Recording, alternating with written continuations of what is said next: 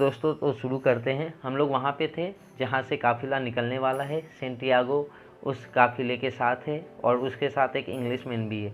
वे Englishman उसे मतलब उसके पास बहुत सारे बुक्स रहते हैं, 2 सूटकेस भर के उसके पास बुक रहते हैं। और वे सेंटियागो को बहुत सारी चीज़ बताता है। वे सेंटियागो को एक चीज़ बताता है। यहाँ पे मैं एक चीज़ आपको बताना चाहूँगा। हिंदुज़म जो है, यहाँ सनातन धर्म जो है, वहाँ पे एक कॉन्सेप्ट है कि एक परम चेतना है, एक परम ब्रह्म है। मतलब एक सोल है, एक आत्मा है, एक परम आत्मा है और उससे ये बाकी सारी आत्माएं निकली हुई है। वे इंग्लिशमैन जो होता है, वे सेंटियागो को यही एक्सप्लेन करता है कि एक परम चेतना है, एक सोल ऑफ द यूनिवर्स है और जिससे ये सारे जो सोल से वे उसी से बाहर आए हुए हैं, कहीं भी डिफरेंस नहीं है। और यहाँ पे ये लोग जब बात करते हैं तो आपको बहुत अच्छा लगेगा जब आप ये बुक पढ़ोगे। सेंटियागो धीरे धीरे एक बहुत अच्छा ऑब्जर्वर बन चुका है। वे मतलब जब पूरे रास्ते जब वे इंग्लिश में बुक्स पढ़ते हुए जाता है, और सेंटियागो भी शुरू में बहुत सारे बुक्स पढ़ता था, तो जब वे इंग्लिश में जब बुक्स पढ़ता हुआ जाता है तो सेंटियागो पूरे रेगिस्तान को, वहाँ के कण कण के धूल को नोटिस करता है। काफ़िले में चलने वाले अपने साथ लोगों को नोटिस करता है, जो हवा बहती है उसे नोटिस करता है और बहुत अच्छा ऑब्जर्वर भी अभी तक बन चुका है। और इसी बीच में क्या होता है, ये काफ़िला जब अपने मंजिल तक पहुंचा भी नहीं था, कुछ महीने लगते हैं वहां तक जाने के लिए, तभी वहां जो मतलब लोगों के जो ग्रुप होते हैं वहाँ पे रेगिस्तान में, उनके बीच में झगड़ा शुरू हो जाता है। और ऐसा होता है कि वे लोग अगर उनके पास अगर कोई काफ़िला पहुंचा तो वे लोग उसे मार देंगे उन लोगों को और उनका सामान लूट सकते हैं। लेकिन भगवान की दया से वे लोग अपने डेस्टिनेशन पे पहुंचते हैं। और डेस्टिनेशन एक ऐसा जगह होता है जहाँ पे कितना भी झगड़ा हो उस जगह पे कोई हमला नहीं करता। इसलिए नहीं हमला करता क्योंकि वहाँ पे मतलब पानी के सोर्सेस है और आदमी लोग बस उस एक जगह पे शांति बनाए रखते हैं। वहाँ पे सेंटियागो पहुँचता है। सेंटियागो को वहाँ पे एक लड़की मिलती है जिसका नाम फातिमा होता है। और पहली नज़र में जब वे कुएँ पे पानी भरने आते हैं, सेंटियागो उसके आँख में देखता है और उसके अंदर तक बहुत कुछ चेंज हो जाता है। वे ऐसा बताता है कि उसे देखने से ऐसा लगा जैसे जन्म जन्म से वे एक दूसरे के लिए बने हुए हो और उसे पहली बार ऐसे प्यार का एहसास हुआ था। बहुत अच्छे से एक्सप्लेन किया है इस चैप्टर में। मैं उतने अच्छे से शायद एक्सप्लेन भी ना कर पाऊँ। तो वहाँ पे सेंटियागो फिर फातिमा से बात करता है। फातिमा उससे बात करती है, सेंटियागो अपने ड्रीम के बारे में बताता है और फातिमा बोलती है कि रेगिस्तान की जो लड़कियाँ होती है उनकी आदत होती है अपने मतलब पति के लिए वेट करना, अपने पार्टनर के लिए वेट करना, क्योंकि वे लोग हमेशा रेगिस्तान के लोग लड़ाई में होते हैं या अपने ड्रीम को फॉलो करते हैं और बहुत बार वे लौट के भी नहीं आते। तो फातिमा बोलती मुझे भी ऐसा ही लड़का चाहिए जो अपने ड्रीम को फॉलो करे और उसके लिए मुझे वेट करना पड़े।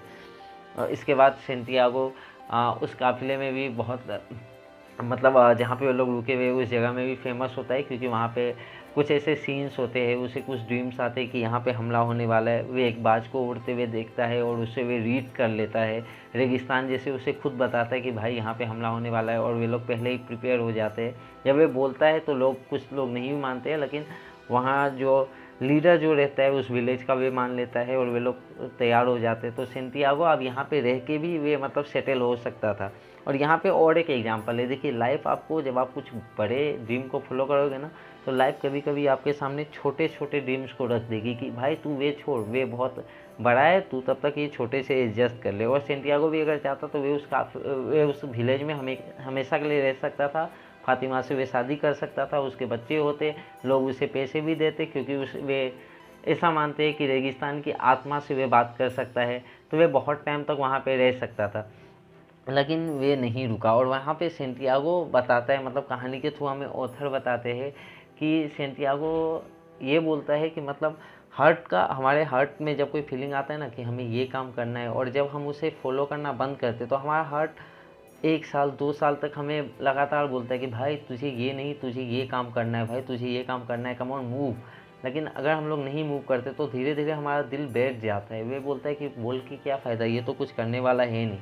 और वे अपने ड्रीम को भूल जाता है और उसके बाद वे आदमी के दिल उससे बात करना बंद करते हैं। मतलब जो एक कनेक्शन होता है ना कॉन्शियस और सबकॉन्शियस का, ये मन की बात है, तो वे अपने मन से टूट जाता है। और एक बार जो इंसान अपने मन से टूट जाए ना, उसके लाइफ में कुछ भी हो वे कभी खुश नहीं रह सकता। आप जानते नहीं कितने बड़े बड़े बिजनेसमैन, कितने बड़े बड़े लीडर्स क्यों नहीं खुश है, क्यों वे लोग सुसाइड करते हैं, क्योंकि कहीं ना कहीं उन्होंने अपने ड्रीम को दबा दिया है।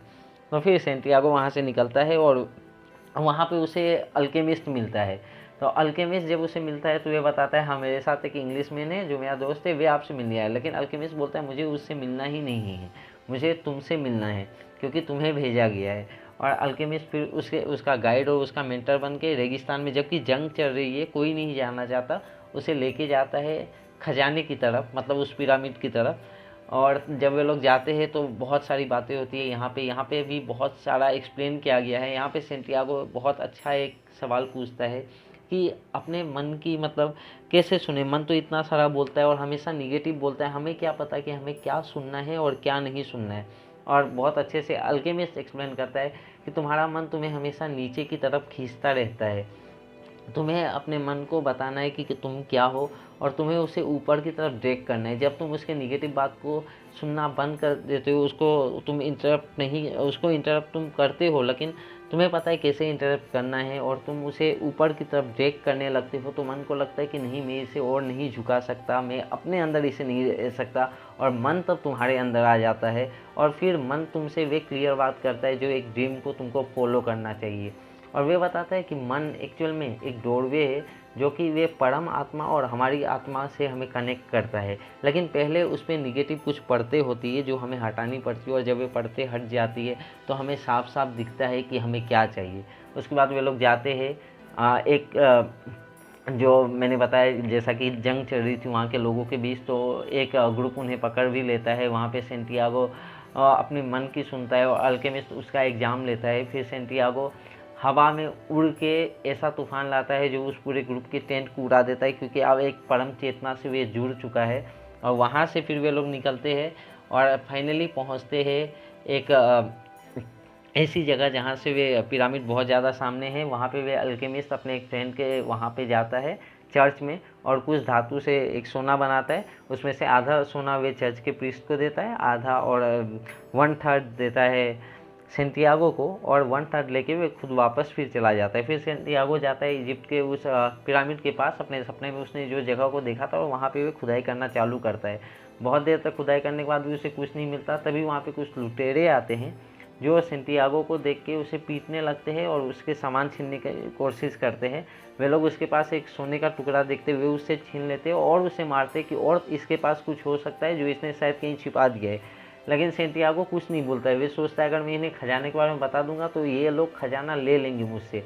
लेकिन बहुत ज़्यादा मार खाने के बाद जब ऐसा लगता है कि अब सेंटियागो मर जाएगा, तो वे सोचता है अगर मैं मर ही जाऊँगा तो फिर ये खजाना छुपा के भी क्या फ़ायदा होगा। तो वे बोल देता है कि मैंने एक ड्रीम देखा था जहाँ पे पिरामिड के नीचे एक खजाना है जो मुझे ढूंढने आया था। तो उन लुटेरों का जो लीडर होता है वे बोलता है अरे ये तो पागल है, इसे छोड़ दो।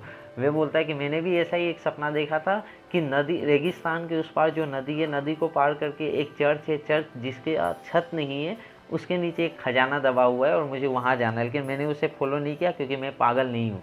और वे लोग सेंटियागो को वहाँ पे छोड़ के चले जाते। यहीं पे एक बात सेंटियागो को क्लिक होती है कि उसने जो बात की वे वही चर्च है जहाँ पे सेंटियागो उस रात में सो रहा था। वे फिर से पूरा रेगिस्तान पार करता है, मुश्किलों के साथ नदी पार करता है, अपने कंट्री में आता है, उस चर्च के वहाँ जाता है, चर्च में खुदाई करता है और उसे खजाना मिल जाता है।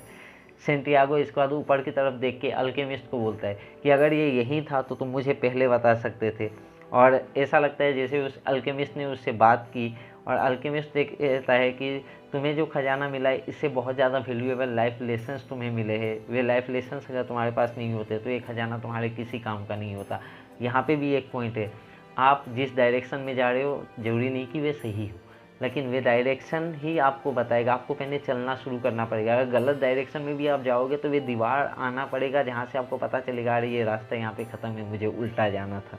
और उसी टाइम में फातिमा जो होती है वे रेगिस्तान से सेंटियागो को याद करके एक किस देती है जो ऐसा लगता है कि हवा से आके उसे टच करता है। और वे बोलता है कि ऐसा पहली बार हुआ है सालों में।